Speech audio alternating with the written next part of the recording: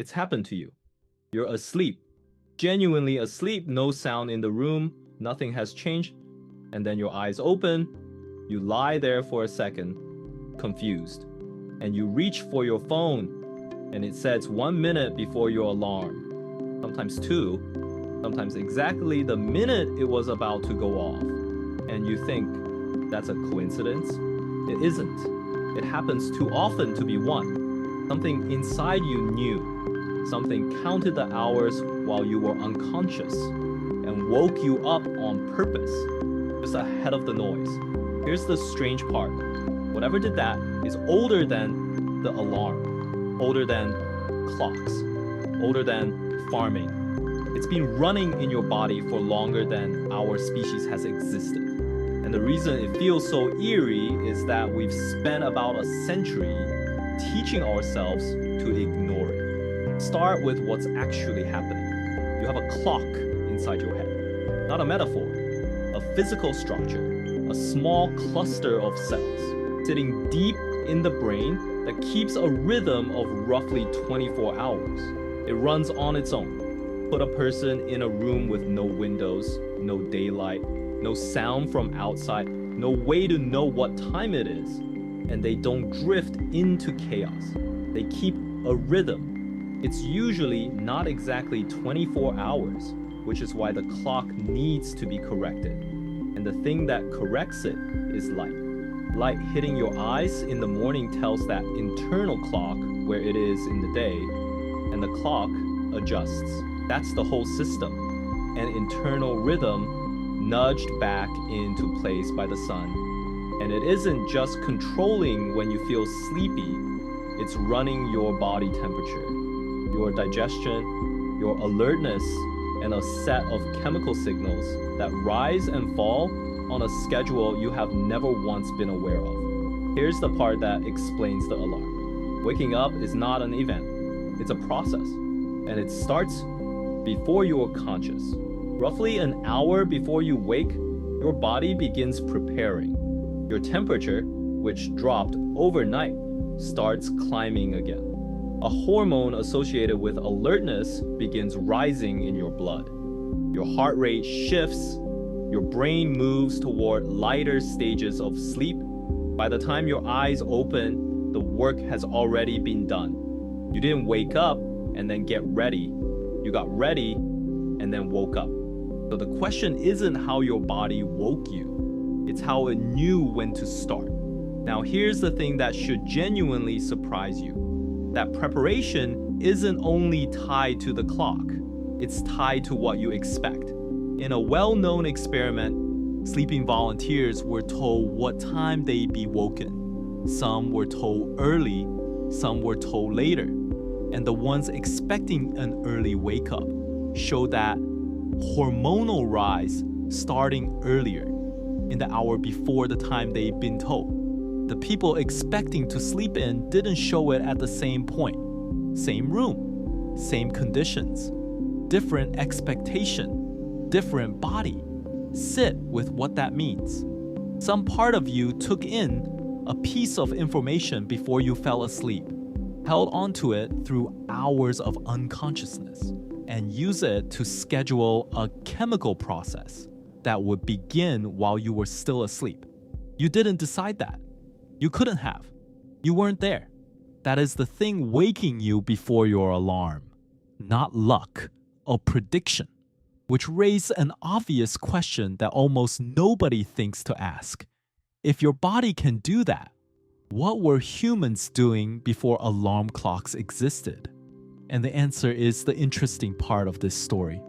For almost all of human history, waking up was not a scheduled event.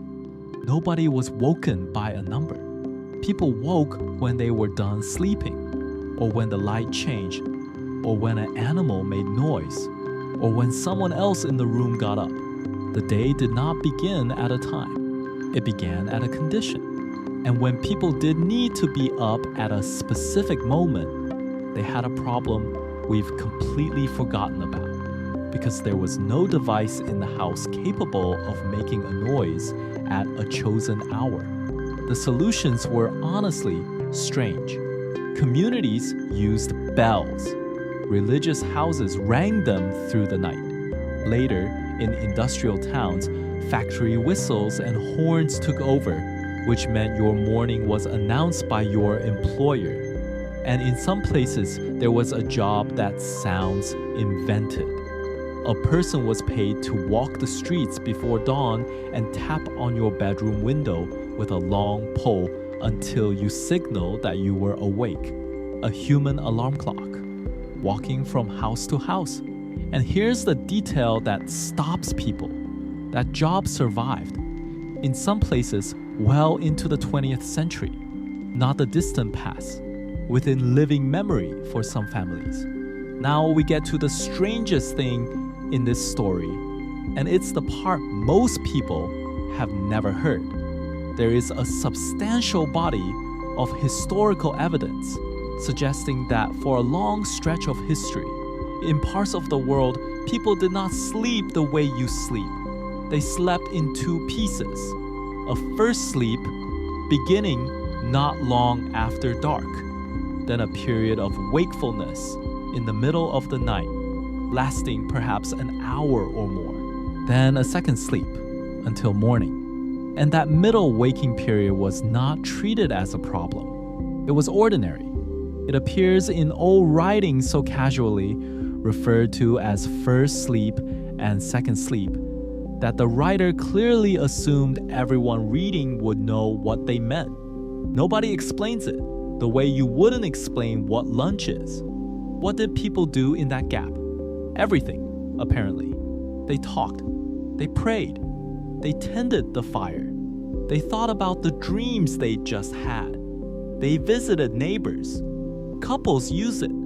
It was a quiet, private hour that simply existed in the middle of the night, and it left traces across a lot of old documents before it quietly disappeared from them. Now, historical evidence has limits. Reading old documents tells you what people wrote, not always what their bodies did. And how universal this pattern was is still genuinely debated among researchers. So here's the part that makes it hard to dismiss. In a sleep experiment, volunteers were placed in long period of darkness each night, much longer than a modern person ever experiences, closer to what a winter night looks like without artificial light. No screens, no lamps, just darkness for many hours. And after a few weeks, their sleep changed. It broke into 2 blocks, with a period of quiet wakefulness in between. Nobody told them to do that. Nobody trained them. Take away the light for long enough, and the pattern appears on its own. That's the piece that turns a historical curiosity into something about your body specifically. So what happened? The same thing that happens in every one of these stories. A technology solved a real problem and quietly rewrote something else. Artificial light arrived. First expensive and bad, then cheap and good, and then everywhere. And the moment light became cheap, the night stopped being a fixed length. You didn't have to go to bed when it got dark because it stopped getting dark. Evening expanded. Bedtime moved later. And the long stretch of darkness that the 2 sleep pattern seems to depend on simply stopped happening to most people. The night got compressed into a single block you're supposed to complete in one go. And then, on top of that, came the second device, the one that made the whole thing worse. Because there's something specific about an alarm clock that's different from a bell, or a whistle, or a man with a pole. Those things woke a whole street. An alarm clock is yours. It's personal. It's in the room. And crucially, it doesn't care where you are in your sleep. Your sleep runs in cycles. Coming out of one at the wrong point is genuinely different from finishing it. That heavy, thick, resentful feeling you get when you're dragged out of deep sleep is a real physical state, not weakness. And an alarm is a machine that has no information about any of that. It fires on a number. So most mornings, for most people, the day begins with an interruption, which brings us back to where we started. Because now the thing your body does makes a lot more sense. That internal clock, the one that starts preparing you an hour ahead, is trying to get you out of sleep smoothly at the end of a cycle, before the machine does it roughly. Waking a minute before your alarm isn't a coincidence, and it isn't spooky. It's your body trying to beat the clock to it. And here's the last turn, which is the part I'd actually think about. If waking in the middle of the night was normal for a very long time, consider what happens now when a modern person wakes at 3 in the morning. They don't think this is the gap. They think something is wrong with me. They reach for the phone, see the number, calculate how much sleep is left, and start worrying about it. And the worry does far more damage than the waking ever did. There's a real irony here. Some of the distress people feel about waking in the night may come less from the waking itself and more from the expectation that a night is supposed to be one unbroken block. That expectation is not ancient. It is roughly as old as cheap light. So the next time it happens and your eyes open 1 minute early, notice what you're actually looking at. A timing system that predates clocks, predates language, predates the species, still running, still counting, still trying to hand you a soft landing, and a small device on the table beside you about a century old that will do the job worse. Your body has been keeping time since long before anyone agreed what time it was.